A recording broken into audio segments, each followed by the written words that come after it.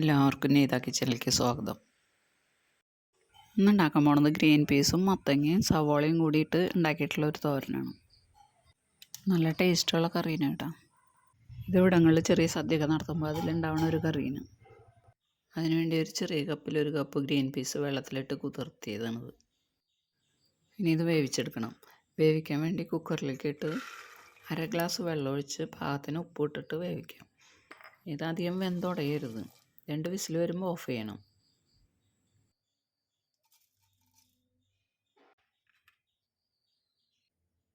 ഇനി ഇതിലേക്ക് വേണ്ടത് മത്തങ്ങയാണ്. അത് ചെറിയൊരു കഷ്ണം ഞാൻ മുറിച്ചെടുത്തിട്ടുണ്ട്. ഇനി ഇത് തൊലിയെത്തി ചെറിയ കഷ്ണങ്ങളായിട്ട് മുറിച്ചെടുക്കണം. മത്തങ്ങ തൊലിയെത്തി വെച്ചിട്ടുണ്ട്. ഇനി ഇത് ചെറിയ ചെറിയ കഷ്ണങ്ങളായിട്ട് മുറിച്ചെടുക്കാം. ആദ്യം നീളത്തിൽ ചെറിയ കനത്തിൽ കട്ട് ചെയ്യാം. അത് കഴിഞ്ഞിട്ട് പിന്നെ അത് വട്ടം മുറിച്ചാൽ മതി.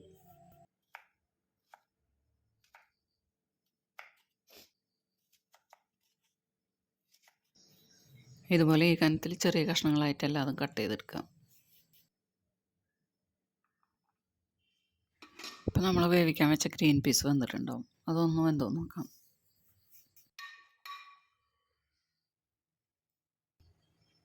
ഗ്രീൻ പീസ് വെന്തിട്ടുണ്ട്. കറക്റ്റ് വേവാണ്. ഇനി ഈ ഗ്രീൻ പീസ് വെള്ളത്തിൽ നിന്ന് മാറ്റി വേറെ പാത്രത്തിലേക്ക് പകർത്തി വയ്ക്കാം.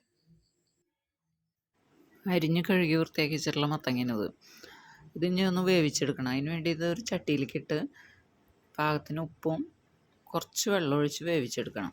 വെള്ളം അധികം വേണ്ട, കുറച്ച് മതി. ഇത് വേവാനുള്ള വെള്ളം മാത്രം മതി. ഒരു 1/2 ഗ്ലാസ് വെള്ളം ഒഴിച്ചാൽ മതി. വെള്ളം അധികമായാൽ പിന്നെ വെള്ളം ഊറ്റിക്കളയേണ്ടി വരും. ഇനി ഇത് വേവിക്കാൻ വേണ്ടി അടുപ്പത്ത് വെച്ച് കത്തിക്കാം.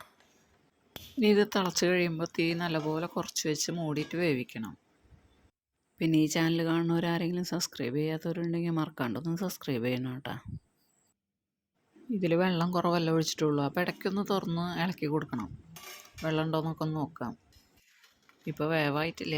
ഇളക്കി കൂട്ടി ഒന്നും കൂടി മൂടിയിട്ട് വേവിക്കാം. അത് വേവുമ്പോഴേക്കും ഇത് കാച്ചാനുള്ള ഉള്ളിമുളകും ചതച്ചെടുക്കാം.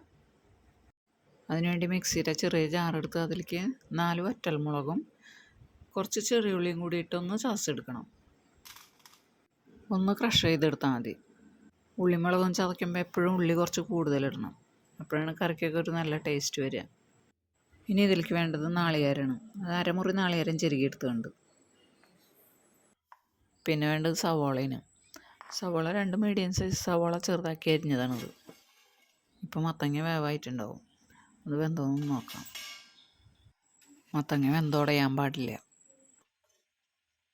ഇതിലത്തെ വെള്ളമൊക്കെ വറ്റി പാകത്തിന് വേവായിട്ടുണ്ട്. ഇനി ഇത് ഓഫ് ചെയ്യാം. ഇനി ഇത് കാച്ചാൻ വേണ്ടി ഒരു ചട്ടി അടുപ്പത്ത് വെച്ച് കത്തിച്ച് അതിലേക്ക് വെളിച്ചെണ്ണ ഒഴിക്കാം. ഈ കറി ഉണ്ടാക്കാൻ വേണ്ടി വെളിച്ചെണ്ണയാണ് നല്ലത്. വെളിച്ചെണ്ണ ഒരു സ്വല്പം കൂടുതൽ ഒഴിക്കണം കേട്ടോ ഈ കറിക്ക്. ഇനി ഈ വെളിച്ചെണ്ണ ചൂടാകുമ്പോൾ അതിലേക്ക് കടുക് ഇടാം. ഈ കടുക് പൊട്ടിക്കഴിയുമ്പോൾ അതിലേക്ക് ഈ ഉള്ളിമുളകും ചതച്ച് വെച്ചിട്ടുള്ളത് ഇടാം.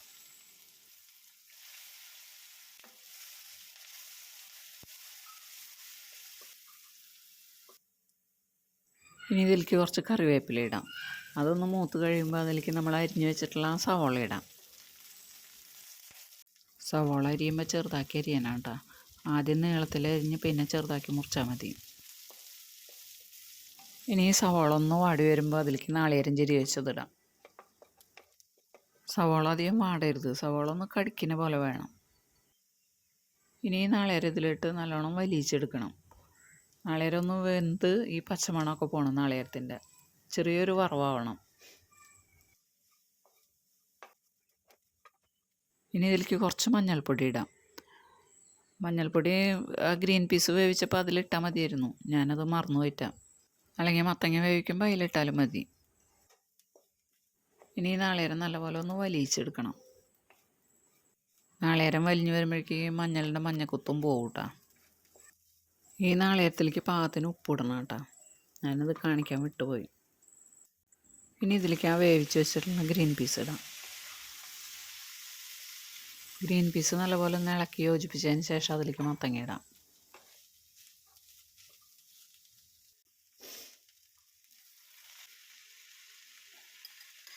മത്തങ്ങ ഇട്ടതിന് ശേഷം നല്ലപോലെ ഒന്ന് ഇളക്കി യോജിപ്പിക്കുക.